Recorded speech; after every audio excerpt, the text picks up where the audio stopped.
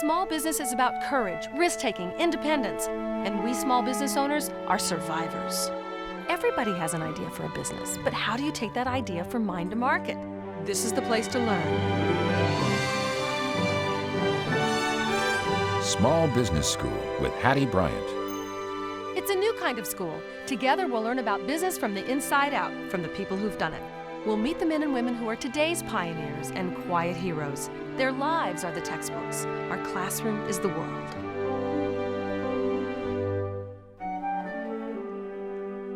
Hi, I'm Hattie Bryant. So often television portrays the dark side of business, the underbelly of exploitive behaviors. It seems to be more interesting to Hollywood than stories about creativity, value creation, and self-actualization. Here, you've found at least one show that is about good people doing good things, creating jobs, creating wealth, and making our world a better place. Business leaders recognize that one way to grow, to increase shareholder value, is to acquire well-run small businesses. Today, you'll meet two small business owners who sold their businesses for millions to publicly traded companies. One was chased and the other did the chasing, but in the end, both are smiling. Let's find out why. I wasn't thinking about retiring. I thought, oh, I'll work for maybe another 10 years. And got a phone call. And it was like being a rat on a treadmill. I was running, and it was time to figure out, how do I get off this treadmill? And there were different ways. Tracy Myers and her partner started the Advertising Arts College in La Jolla, California. I'm taking you to our very first location. In 1981, we rented 1,100 square feet in this little center in La Jolla, California. It's tiny! Tiny, cute little center. And we were here from 1981 until 1984. And we had 60 students in 1,100 square feet when we left. Layout where the hands are at. The school grew, offering curriculum designed to prepare students for a career in advertising. From its first course called the Communications Career Course to becoming a fully accredited private post-secondary for-profit institution granting 4-year degrees, the school thrived.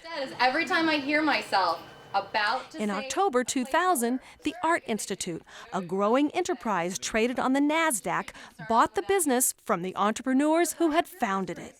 I think I was in shock at first. I kind of thought someday it would be nice to be able to sell the school. I mean, everybody thinks about an exit strategy. Do I have one? Do I need one? Is there someone to pass this to? The first thing I'd like you to do is I'd like you to just pick up this glass, swirl it a little bit, and try to smell the aroma. In 1983, Bob Orenstein started International Wine Accessories in the spare bedroom of his condominium. The delicious business Bob built is a catalog retailer with 450,000 customers who find in these pages what they need and want for the wine lover's lifestyle. Right, but remember, this is functional also. Bob grew the business to over $20 million in sales, and in 2000, he sold to the $5 billion conglomerate, the Foster's Group. After the sale, he promised to stay on as president for 3 years. I really didn't know the time was right. I knew that time was coming. So what I did is I recognized that it was going to take a few years to get there. Little did I know that it was going to take 4.5 years to get there. Tracy, what do you think the Art Institute bought? I think the Art Institute bought a lot of things.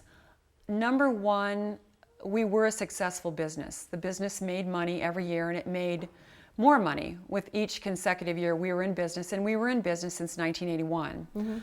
But I think we had a reputation that was so good and so sterling, really. And it was a decision, a conscious decision my partner and I made when we started the school, not to take shortcuts, to really care, to be honest about everything all the time. Because when you own a school and you're dealing in federal funds, Title IV funds for student loans and grants, you are audited constantly. And we met with them and we started the ball rolling, started dialoguing. And I realized that, wow, this is a little bit more than I understand, and that's when I sought out a school broker someone who buys and sells schools, private, post-secondary, for-profit institutions. And I was so lucky to have found this particular firm, and they did a beautiful job. Okay, how did you find the broker? I actually found them through a trade organization called the California Association of Private Post-Secondary Schools. They spoke there. And then what I did is I said, well, maybe I should look to get a business broker, an investment banker, and I started the interview process. Okay. Now, I will say, which was really interesting, was that I did not choose, at the end, the broker I did choose did not have expertise in my field. Because I decided to choose the person that I felt would give me 100% of their time and energy and focus on my issues versus me being basically a small fish in a large pond. I decided to go the reverse. And I wasn't a large fish, but I wasn't a small one either. Okay, and that person was Larry? That was Larry Starks from Geneva Company. Even the contract for sale of a business is negotiable. So what are the pieces of a contract with a business broker? Well, of course, the two biggest parts is what's the time frame of the contract and how much are you going to pay them as a commission on the sale. Okay, and so is it like real estate that there's a standard commission for business brokers, or is Pretty it? much. How long should we give a broker to work with us before we say, you know, you're not doing anything, I got to find somebody else? Well, they would like the longest period possible. They would like 2 years, 3 years to do it. They figure if it takes longer than 3, it probably won't sell. From the seller's point of view, you know, for me especially, I wanted to have the shortest term possible because a shorter term gave them motivation to get the deal done quicker. Sure. So we compromised at probably 18 months. How did you, A, come up with the valuation, and then B, come up with a prospect list that you would pitch? The valuation is based upon that you do all the financials going back 5 years, you project 5 years forward, and then it was Larry Starks and Geneva Company. It was their responsibility to go in and make an evaluation. Larry Starks met us at IWA. And very simply, it's contingent on a company's cash flow. And this is a very much a financial model, the one I'm talking about now. But I look at discounted cash flow, I look at what I call market multiples. Those are, from a simple perspective, someone may know of a price-earnings ratio, and it's a similar kind of approach, but applied to private company valuation. And then the last thing you'd look at is the value of the assets of the business. Not their book value, but their fair market value. And in Bob's case, a unique asset he had is an intangible asset that really had strong value, and that's his customer list. What else is coming down? You know, someone could rent Bob's mailing list, and it only has this much value. But the ownership of the mailing list, in combination with the people he has in the International Wine Accessories brand, and you know, it is a brand. It's something people have come to trust over many, many years of looking at their catalog, understanding the products they carry, understanding it's a reliable source for high-quality, top-line products. That's really what adds value. It's the combination of those intangibles. But the person making the buying decision, deciding what to pay for a company, is a CFO. And he's looking at the bottom line more often than not. Not always, but more often than not. EBITDA is a method of measuring a company's performance. It means earnings before interest, taxes, depreciation of its EBITDA, and amortization. That was the accepted number that everybody used. Okay. The value of the company is based upon a multiple of your EBITDA. Right. So in this case, they were willing to pay $18 million for the company. Mm-hmm. However, there's a big difference between what they paid and the fixed assets. The difference there was divided into 2 categories. Okay. One was the value of the mailing list. And that there was no value on the books for the mailing list because you accumulated it over many years of running a business. Exactly. So they've allocated approximately half the amount of the money to the mailing list, and the difference was called goodwill. Okay, let's talk about that. Explain that to people. Goodwill is effectively a number. Sometimes in accountants we call it the plug number. It's the difference that you can't explain. It's what a buyer will pay over anything they can put their finger on as a hard asset. Even though a mailing list may not be a hard asset, you can use different ways to value it. Okay. What you can't value, but what somebody's willing to pay for, is also called goodwill. During the due diligence process, the community is interviewed. What do you think of this school? What do you think of their graduates? Do you hire them? Are they trained? And what is the reputation of the school? What do you hear about it? And so that was important to us always, even before we even thought about selling. You can't take back and undo a bad reputation. If you're going to start a business, you have to think right out of the blocks. Your reputation is so important, it's so valuable, especially if you go to sell your business down the road. Don't cut corners from the beginning, from the very beginning. Right. They told us that they wanted to be in San Diego County. And if we weren't going to sell to them, they would open up a school, I presumed. That was kind of hardball, And wasn't it?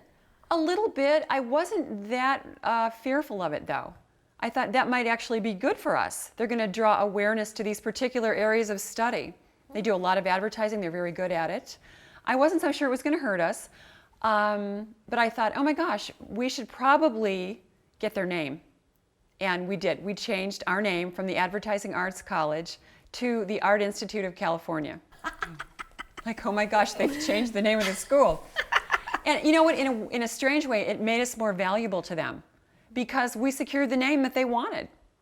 You can't convince someone with words that your business is valuable. There's way too much due diligence that's done. Okay. It's a lot more than that. It's about the numbers. It's about the numbers. Right. It's about the revenue.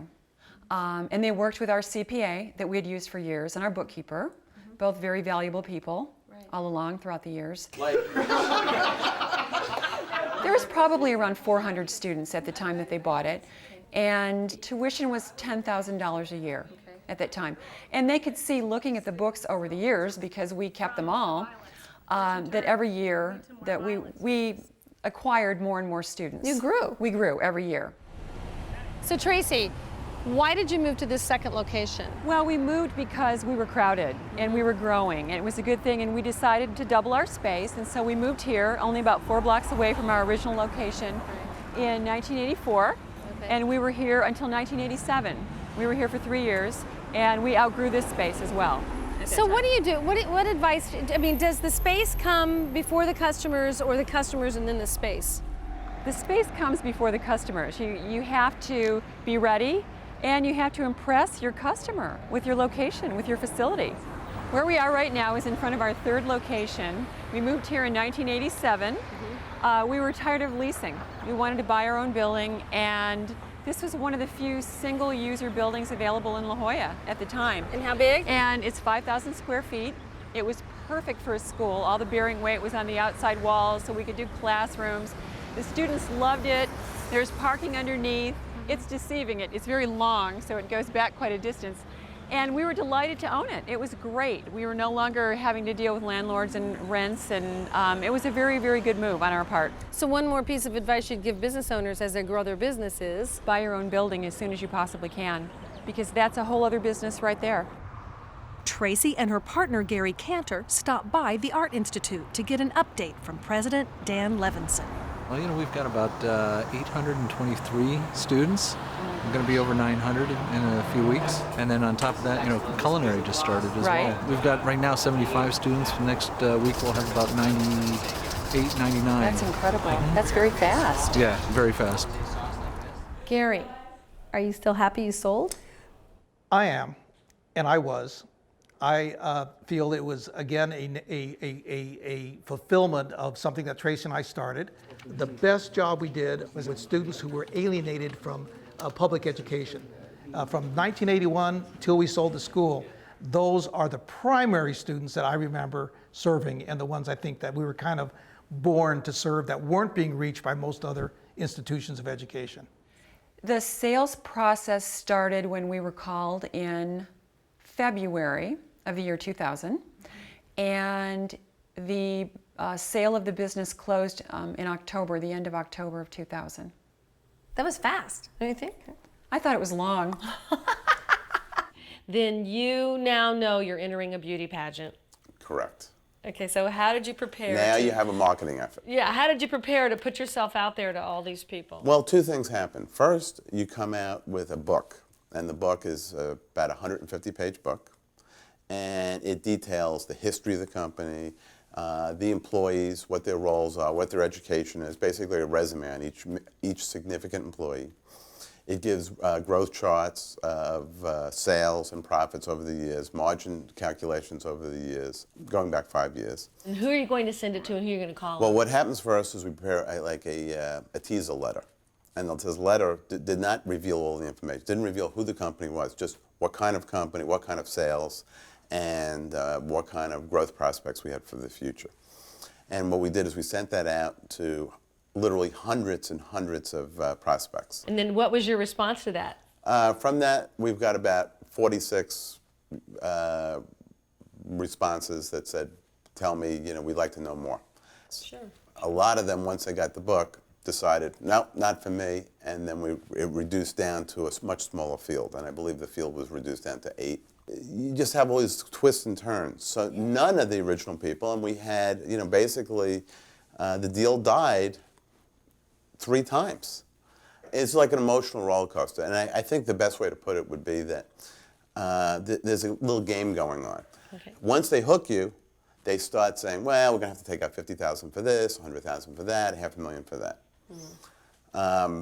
That process, after you go through that a few times, hardens you up, and you become a little anesthetized to the whole situation, and you don't react. In the original prospecting, looking for someone to buy the company, we did contact Behringer, we did contact Windsor, we did contact all these other wine and mail order companies. However, nobody came to the table at that point. Effectively, Windsor Vineyards, which was part of this group, they were purchased by a Foster's subsidiary in Australia, and shortly after being purchased, they contacted IWA and said, are you still interested in selling your business? And that's when we started discussions all over again. Okay, so by buying Windsor, which is a direct mail house, I mean, they ship wine directly. Correctly. Then they sort of opened this whole new division, and that made way for you. Exactly. They were in direct marketing, I was in direct marketing, and Right. and they saw the synergies there. Did you notice that these two share many things in common? First, they both studied their financial statements. Their month-end closing was their scorecard, and they not only knew how to interpret their P&L, their profit and loss statement, and their balance sheet, they were always looking at key critical ratios. Another common quality is their relationship with their CPA. Each had a CPA who was a trusted advisor. Even though Bob is a CPA himself, they both valued that extra set of eyes to help keep accurate books. Do you study your financials? Do you follow certain key critical ratios? Is your CPA your most trusted advisor? If your answer isn't yes to all 3, then consider making some changes. If you understand your business valuation, if you develop an equity and liquidity model, and if you are able to act on an exit strategy, you too may find uncommon wealth when you leverage both the tangible and the intangible assets of your business. None of us live forever, and we should all be thinking about our transition, that period of your life when you share your wisdom with others within your industry, especially helping guide the next generation down the straight and narrow. The business community loves our show. One owner says you're motivating, informative, and inspiring. Another calls us insightful. One says it does my soul good. Another thinks we are the true reality show. And we're called the best business educational show on television. Want to learn more? Join the thousands of small business owners who are making a difference and add your voice to our story. Visit us online at smallbusinessschool.org.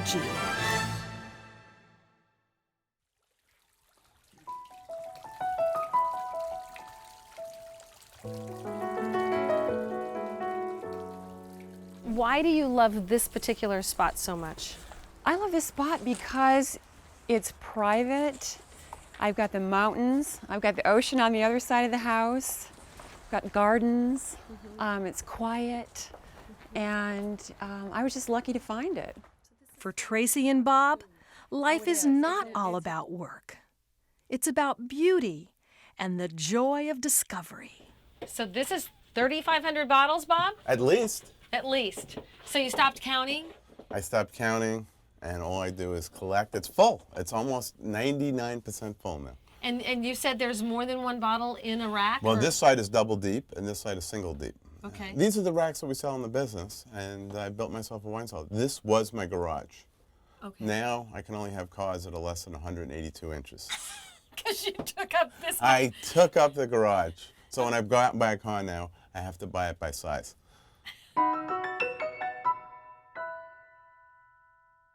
I went into the key people personally, individually, and just told them we sold the school. And it's a great company that's bought it, and this will be very good for you. They'll be able to most likely provide benefits and things for you that maybe we couldn't. And of course they were apprehensive, and they had to wait to see, and they had to meet the people from Art Institute, and it all worked out very well. And for the students, I went into all the classrooms personally, myself and my partner. Okay. And we told them. How did they pay you? Stock, cash?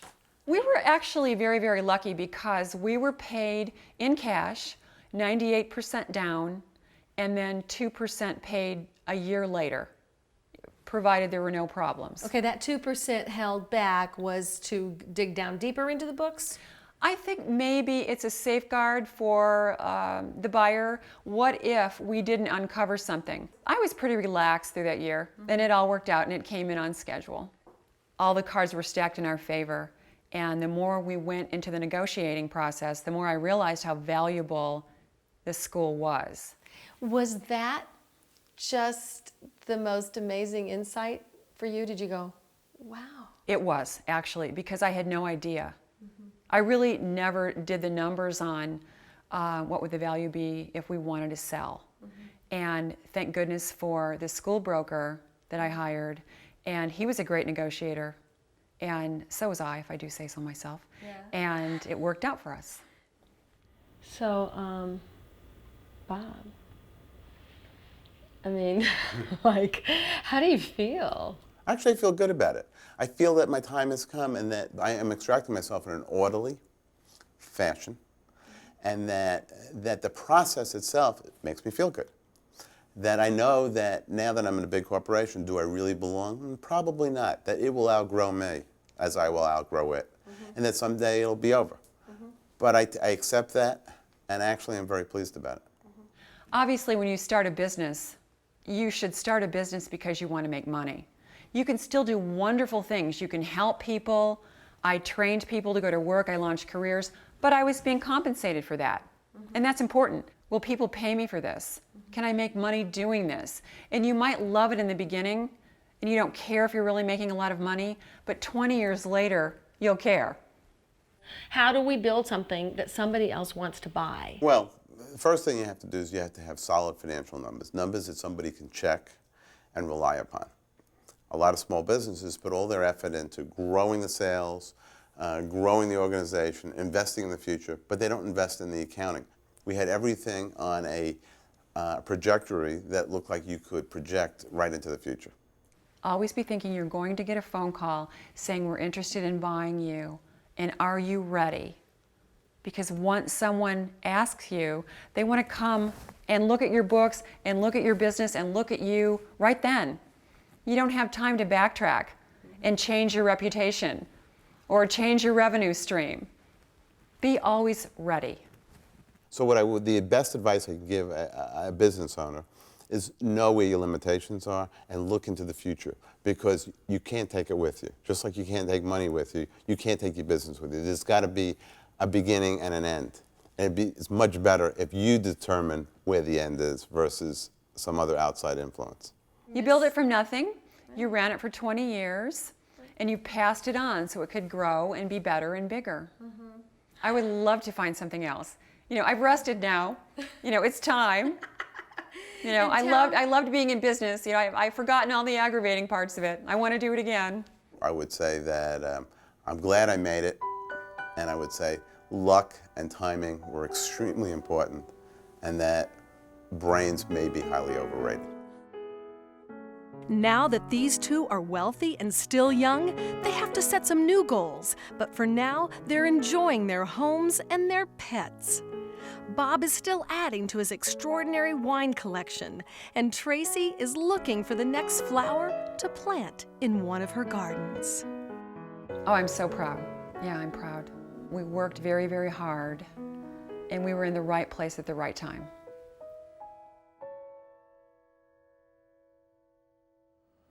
For decades, Bob and Tracy created good work, played by the rules, and disciplined themselves to face the numbers daily. If you want to sell to the big guys, the preparation should start now. We'll see you next time. Small Business School with Hattie Bryant. If you want to learn more about starting, running, and growing a business, come to our website, smallbusinessschool.org. There's streaming video and interactive study guides. The only way we can compete with big business is to be faster, smarter, and better. We are the engine of the American economy. We create the jobs.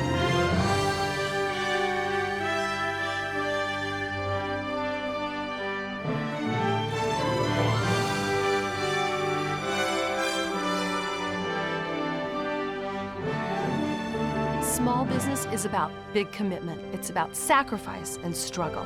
But we do it because we say, if I don't do this, my life won't be complete.